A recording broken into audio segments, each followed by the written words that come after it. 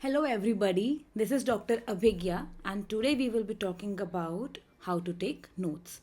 I received a lot of DMs regarding this question and today I will be making a very short video in this concern. Taking notes is something that everybody struggles with, be it a school going student, a college going student or somebody who's preparing for a competitive exam, right? At the end of the video, do not forget to use the comment section below to give your feedback and if any other thing that you want me to make a video on. And let's get started.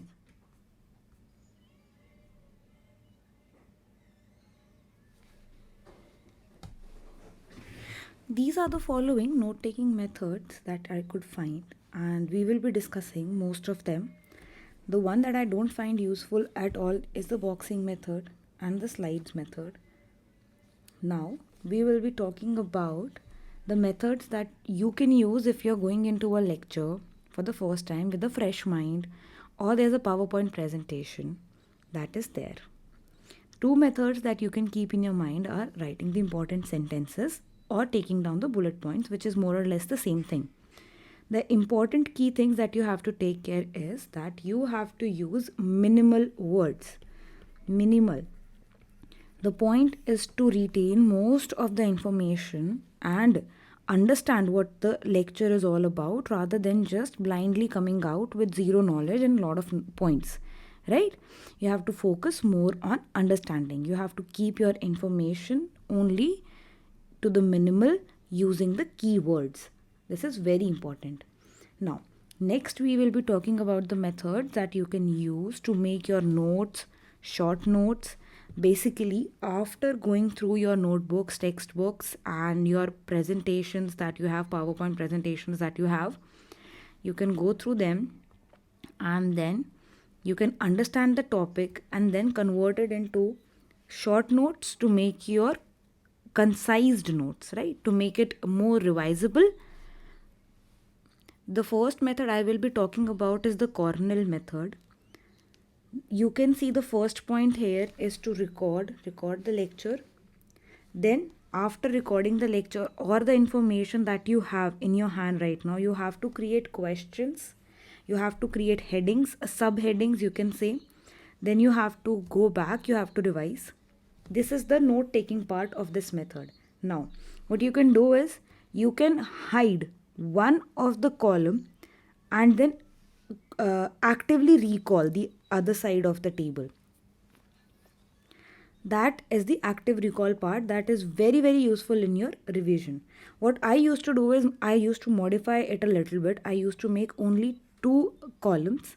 Topics, subtopics, headings, mnemonics used to come in this column and the relevant information used to come in this column. And whenever I used to actively recall, I used to just hide this part with my hand and go through the topic subtopic part.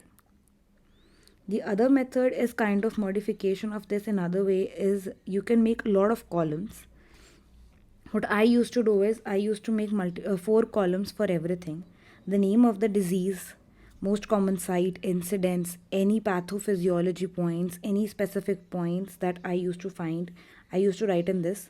The next column was for sign and symptom. Sign is something that we find on examination and symptom is what patient comes to us.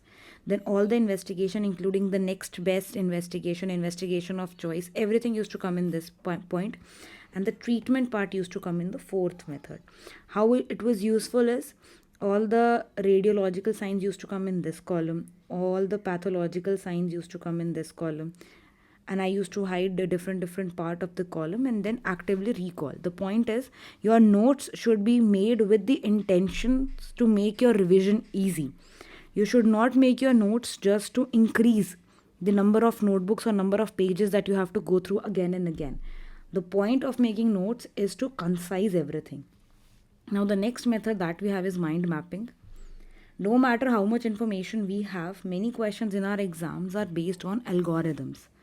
And I would say if you are in your final year or before that in your MBBS, try converting as many topics as possible into mind maps. All the above mentioned types of note taking technique that I have mentioned, such as mind mapping, column method, or Cornell method, more or the intention behind all three of them is to make your revision very, very easy. Another method that I use during revisions is known as blurting technique or brain dump. What you do is you take a piece of paper, you hide most of your notes, you just write down keywords that you remember from that particular topic. Then you go through the main notes that you have of that and you see whatever you have missed out and you focus more on that. Okay. What happens is this helps you to focus more on points that you are forgetting and prevents you from wasting your time on the things that you don't know.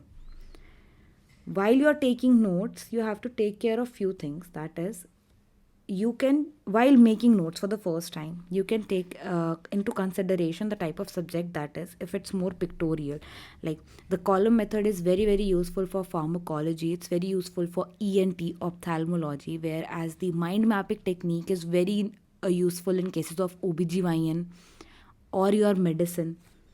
So my advice is, if you are having main notes already and you have to concise something, usually three types of note taking technique, that is Cornell, column, or mind mapping, will cover one or the other method. The more other important stuff that I can tell is keeping your notes neat is more important than having a very good handwriting. Handwriting does not matter. Your notes should be readable notes,